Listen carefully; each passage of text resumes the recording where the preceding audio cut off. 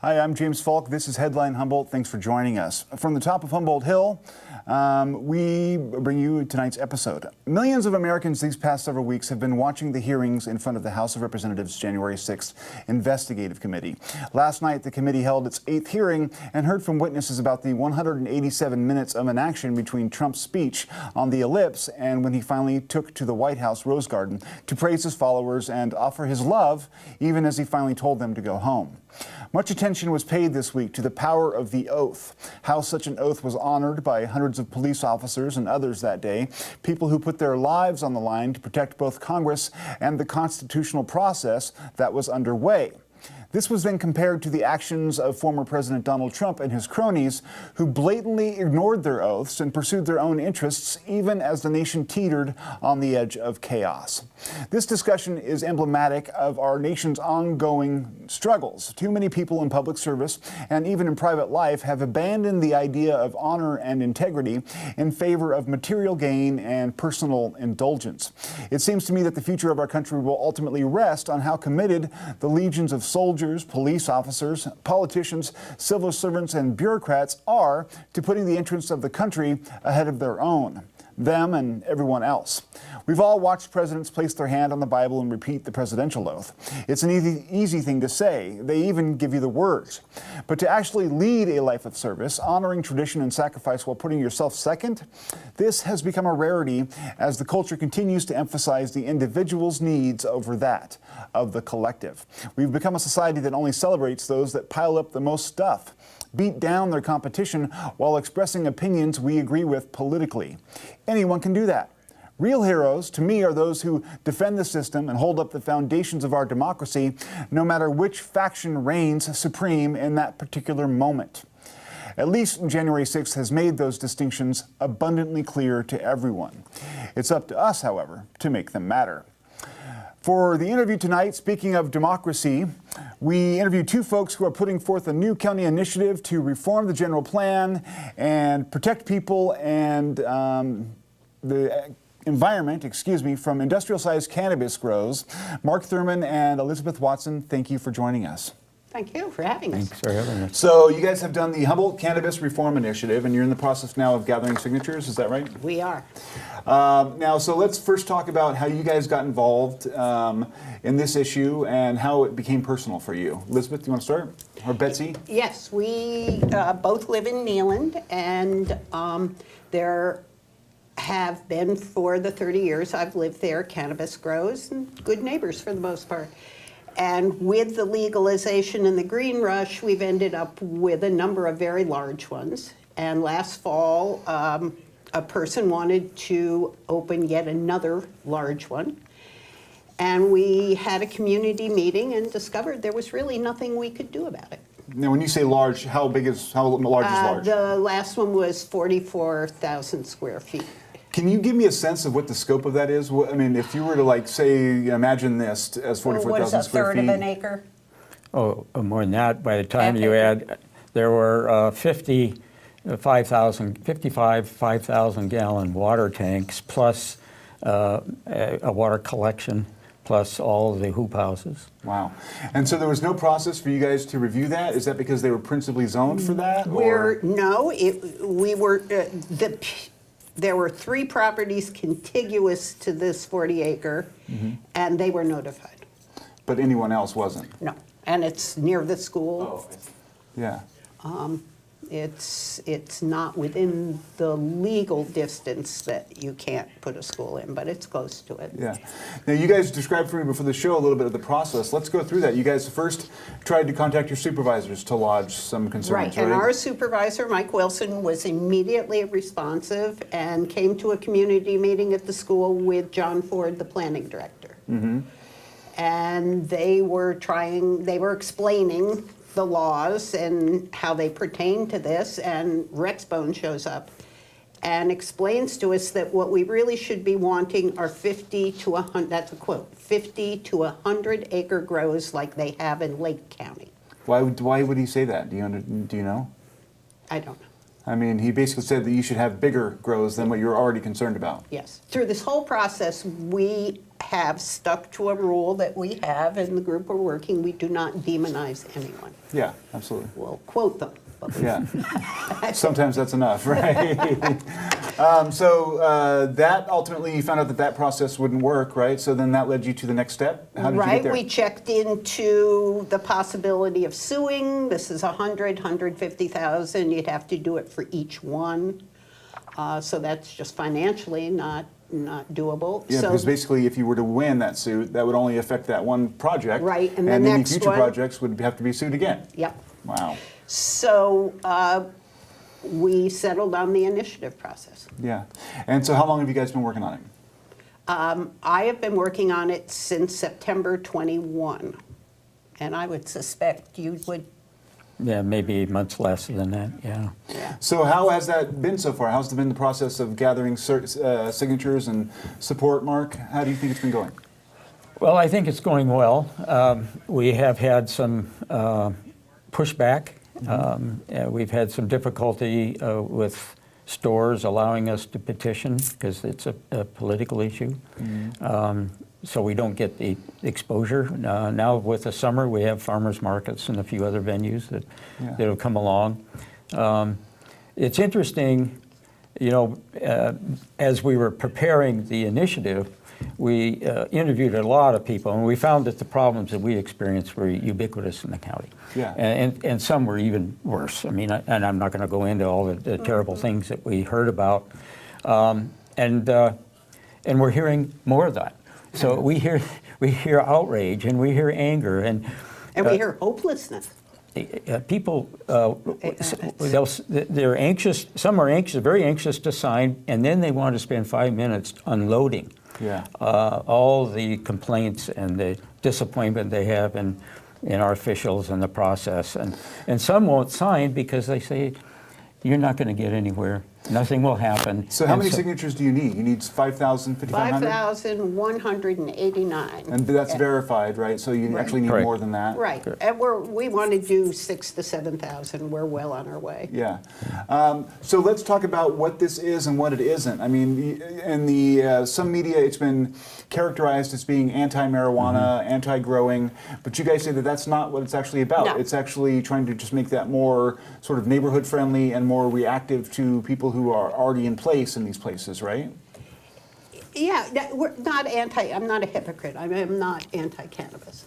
I think people need to think about the carrying capacity of the land. One of the things that got me involved with this is I have a number of friends that are ranchers, and what they were doing in response to the drought was cutting back their herds. Yeah. A number of people are like me. We have orchards, 20 or more trees. I haven't watered mine in 3 years. Yeah. The response of the large cannabis people was to try and double their production. Yeah. Wow. And there's no mechanism by which people who are on like an aquifer or a water supply get together and negotiate like who gets what share or None. In the initiative there is a provision for notifying neighborhoods, so they're in the discussion. So what would you say are the the top points that you want people to know about what your initiative would do and allow people to do in response to a grow that gets proposed in your neighborhood? It's not anti-cannabis. We try to be respectful to good growers.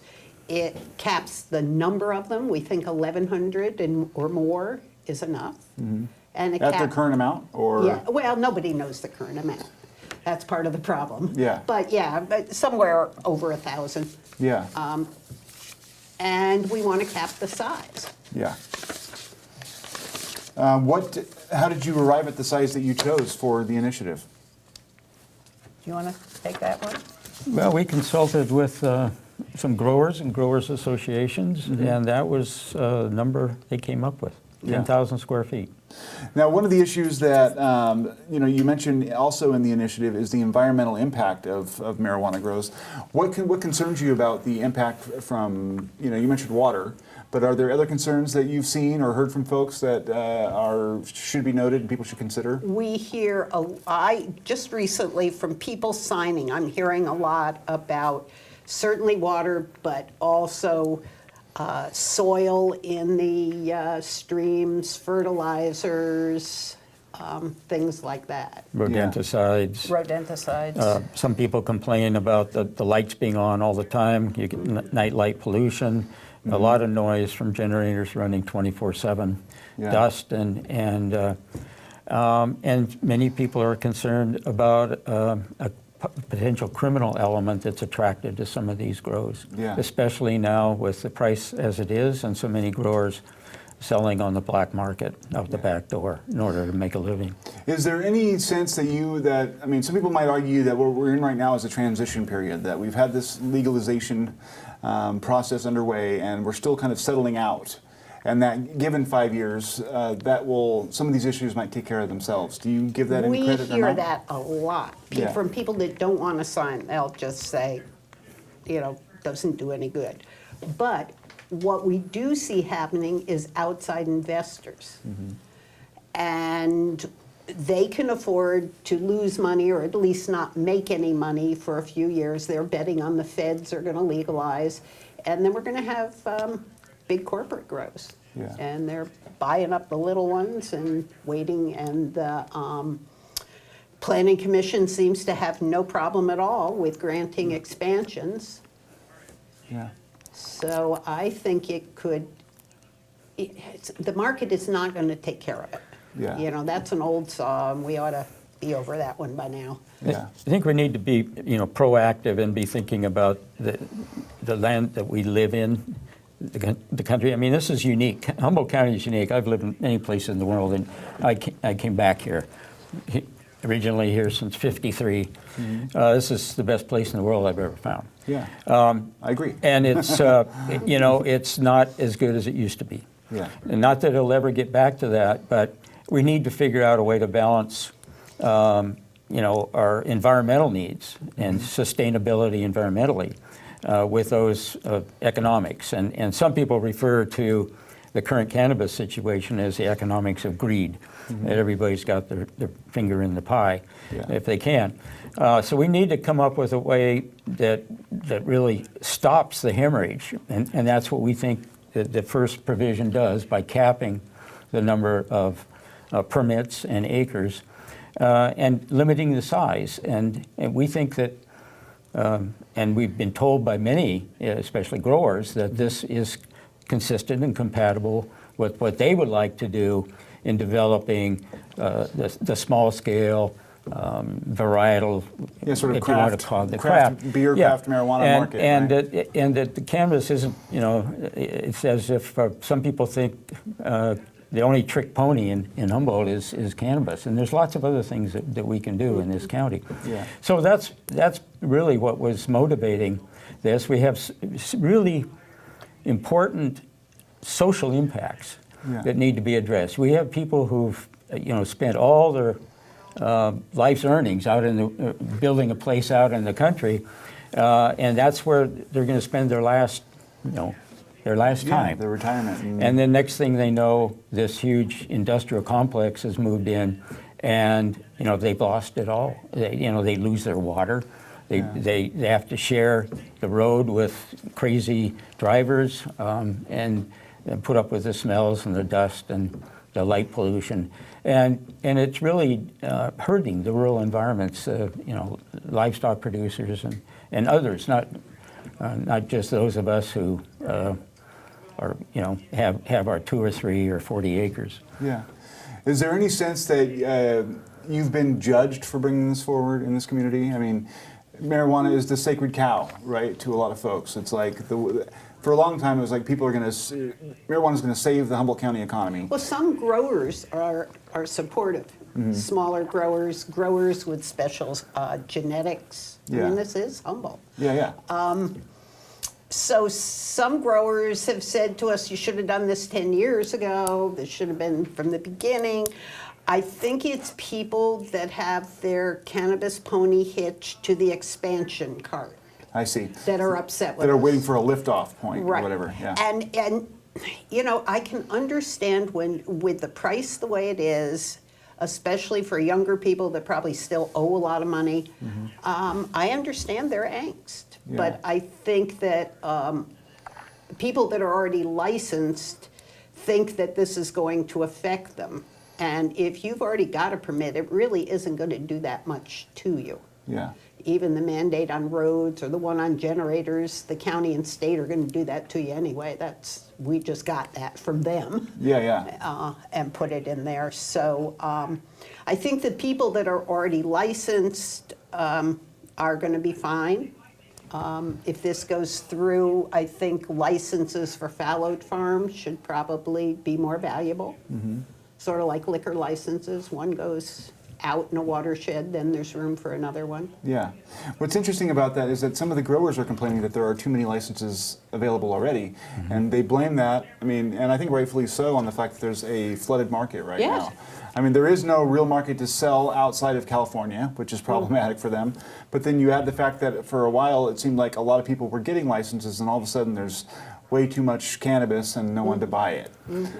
So it seems like that maybe in that regard that might actually help benefit the commerce of the product there. The economic argument around this initiative is just unknown. We are betting that making the gardens smaller, one crop, roots in the ground, that kind of thing is going to revive the goose that laid the golden egg. But that's just what we think. We hear There are others that have different theories. growers complaining that these large-scale operations from out of town, Chicago or Miami or wherever, produce a much inferior product, yet they have the Humboldt name on it, and it is denigrating the name. Absolutely. And that's one of the reasons they don't want these in. That's not necessarily our reason, but that's sort of a side effect of this. One of the things I read online, and one of the reactions I saw that was, I think, in the Lost Coast Outpost, Jesse Owens, or Jesse something or other, he was talking about how for growers now it can be rather complicated to get your allotment growing, and so sometimes you need more than one permit in order to get the full amount that you're allowed, because you can't have it all in the ground. You have to have some lights, you have to have some of this, and so one grow ends up having 3 or 4 or 5 permits. Do you think that that's something that should be accommodated, or do you think that they should just have to work around that? What are your thoughts on that in particular? Well, the multiple cultivation permit restriction on this applies to any new permits after this would come into effect, whenever that might be. And those new permits would be only for 10,000 square feet or less. Okay. So, and if the cap has dropped for that particular watershed below that level, then, as Betsy said, the liquor license rule would come in, and the next person in line would come in. Yeah. So it doesn't exclude it, but the idea of having multiple permits after this goes into effect is trying to send a message to those large-scale syndicates and cartels that this isn't the county you want to come to if you want to start collecting a whole bunch of permits. Yeah, that's a good point. What do you think about the cartels, however? This won't touch them, right? I have a friend who lives out in Bridgeville, and they mentioned there's an Eastern European country. Bulgaria. Bulgarians. we used to laugh about it. It's not funny. No, it's not. They would come there, and they're kind of bullies on the road, and you don't want to cross them, and they steal people's water, and they're doing a lot of things. If they are permitted, And the two big ones they will, by definition, a cartel is included in this, as it is in the regular existing county ordinance. So they're not necessarily black market if they're just... Not necessarily, but Yeah. if they're not permitted, then that falls under the sheriff's. And so that's an enforcement issue like anything And that's else. a sheriff's enforcement. If they are permitted and they're not following the compliance and regulations, then that falls under the planning enforcement code of the planning department. Yeah. And that's where there's an attempt in this measure to stiffen those Penalties. the penalties and inspection. The county does not require inspections. Yeah. They do inspect, but they don't require it. And so this is an attempt to get the county to step up and look more closely at whether the pollution and the requirements and use of water and that sort of thing. Mm-hmm. Did you have something you wanted to say? No, there's a large Bulgarian grove through the woods behind my place, and they often have lights on at night. Mm-hmm. So if you call the county and complain, then they say you have to have the AP number. So, AP number, I'm sorry, is that a parcel That's a number? parcel yeah, that's number. a parcel number. Okay. So I have a thing on How my... the heck do you know that? Exactly, exactly. It's like saying, nah, we don't want to bother with this. Yeah, I mean... So then you get the AP number, because we have neighbors that did this. And, then they say, well, I don't know how we're going to be able to catch them. Well, I have a teenager, and I told him this, so he put a piece of software on my phone. I can tell them when it's on and when it's off. Yeah. So it seems to me the county should be able to figure that technology Absolutely. out. Yeah, There's also a webcam on the top of Neeland at the airport that is right over this grove, so you can go check that out. Yeah. It's not rocket science. Yeah. Well, and I think that, have you seen the movie about marijuana that came out on Netflix, Murder Mountain? Murder Mountain. Yes. Well, as a journalist, some of that was rather silly. Yes. It was overplayed, and it was kind of heightened up to be like, we're kind of this, I'm okay. He gave me a pen. No, McCoy, like a feud in the woods kind of thing, where people are out shooting each other all the time. But that does happen, and I think people in the rural communities are daily faced with this issue of, marijuana can be coming from all directions, and it's not always something that your neighbors are willing to talk it out with you. And so, I think giving people more of a voice is a laudable process, and I wish you guys luck. Yeah. The grow I just referred to had a murder on it. Was that the Neeland grow? Uh-huh. Oh, wow. So I have two kids. They're 20 years apart in age. Yeah, and that's a legal grow, right? Yes. And my daughter would get on her horse and be gone all day, and I never worried for a minute. 20 years later, with the little boy, you stay here. You stay on our place or the neighbors on either side. That's it. You don't let your kids run in the woods. Yeah, wow. And that's sad when you live in a place like Neeland, which is a beautiful, pristine. Well, and so many places in Humboldt are beautiful, and people want to be able to freely enjoy their neighborhood. Yeah. So we're about out of time. If people wanted to sign or they want to look up for more information, what website can they go to? Website cannabisinitiative.org. Okay, and when are you guys looking to have this on the ballot? June 23. Okay, and this would be something they could go there and figure out how to donate or help or anything else? We're at the, yes, we could use some help. We're at the farmers markets. We're going to be at the Humboldt County Fair for 10 days. We have a booth there. Okay. Well, I appreciate you guys' time. We're out of time right now. Thank you for having us. You. Okay, talk to you guys soon. And we'll be right back after this short break.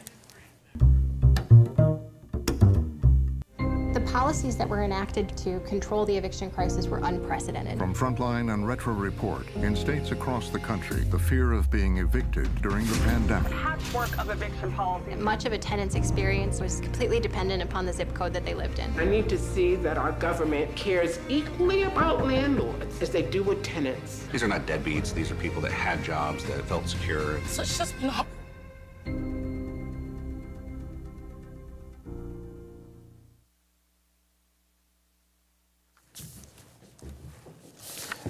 Just a second here.